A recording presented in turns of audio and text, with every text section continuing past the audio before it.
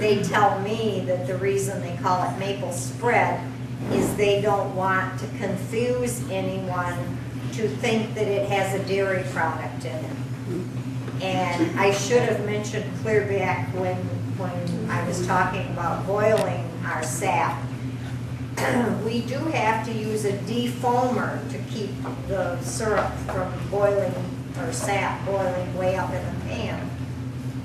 Anytime you are making anything out of the syrup, a little bit of butter or vegetable oil will keep it from boiling up so hot. But I cannot use anything like that. I have to use the defoamers because some people can't eat dairy. So our products all and all of my labels have to say that they are made near peanuts, because I have peanuts in my facility. And, well, I don't know whether, probably some of the closer ones here can even smell peanut butter or peanut butter. And there are some people that are so allergic to peanut butter and peanuts that even airborne, you know, so my labels have to say that they're made near peanuts.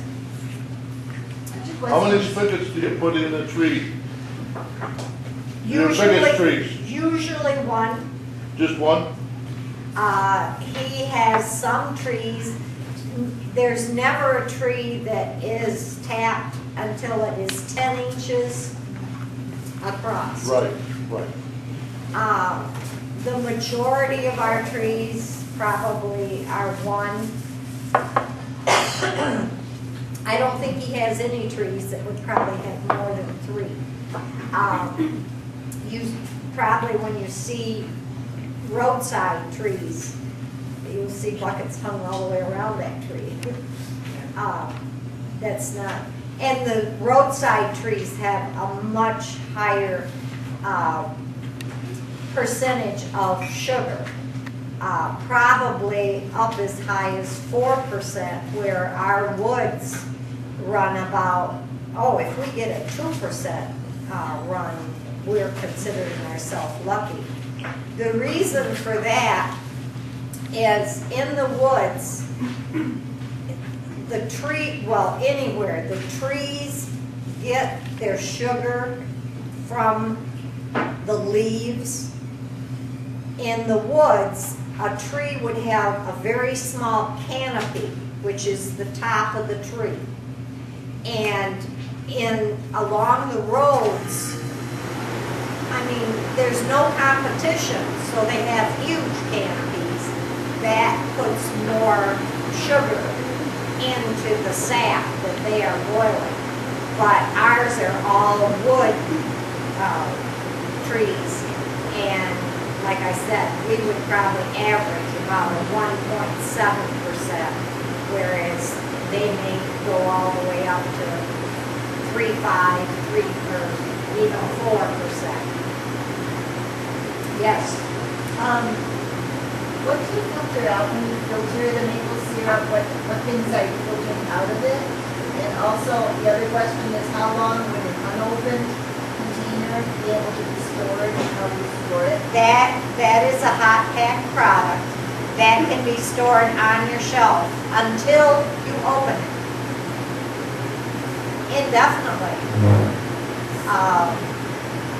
You know, and syrup is one of the things that never gets bad.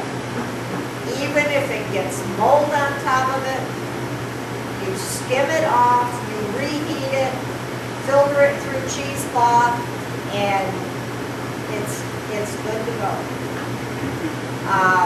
And your other question, what are we filtering out? What are you filtering out of it? Well, basically, when you boil syrup, probably its minerals and stuff like that become suspended in the syrup, when I talked about our reverse flow, we call it niter. It settles to the bottom and it would burn because it gets hard just like sand. And that's what you're filtering out of the syrup. And years ago, when they did it with buckets, you could be filtering a lot of other things out of it. I like to say that the way we do our syrup is to compare it with milking systems. Years ago, they milked the cow, they dumped the milk into a bucket, they carried it to the milk house and dumped it in the strainer. They hoped that there weren't too many flies that landed in that bucket, and they sure hoped that a cow didn't decide to relieve herself as you're walking by.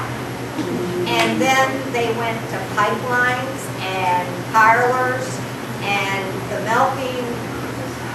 milker is put on the cow, the farmer's hand never touches it, the flies never touch it, all of this good stuff.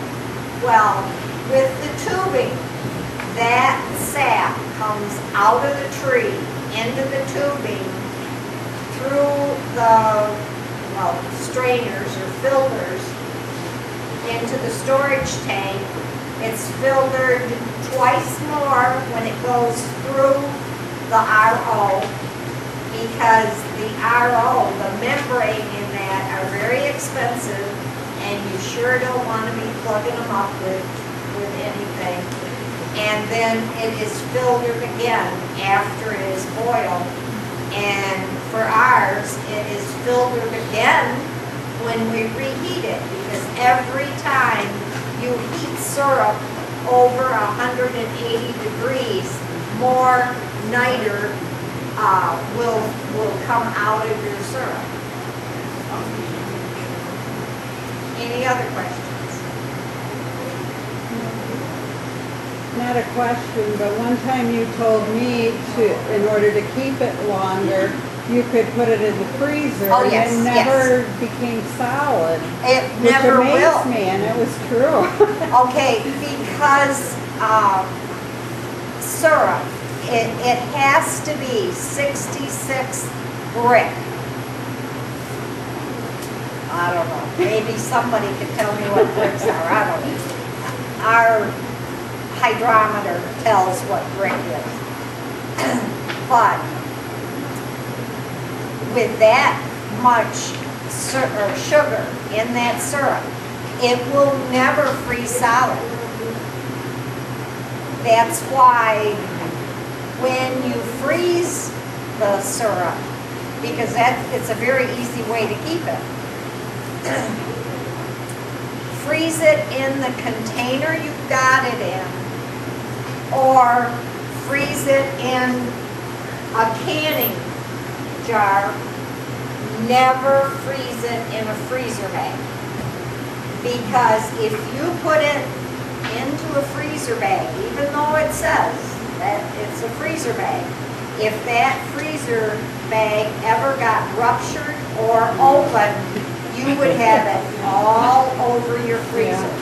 You can also, well, that's not a good example. Like Glad. Can you freeze that cream too?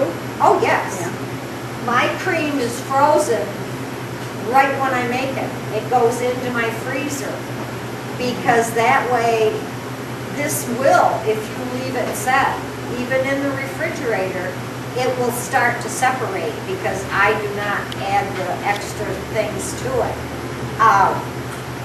But Glad, there's, Tupperware, there's hard plastic containers that you can freeze them in those type of containers, but never a plastic bag. If you made this at home and you did it with a beater, it would be stirred a little better. I've still got a little bit of peanut butter that's. Okay, we will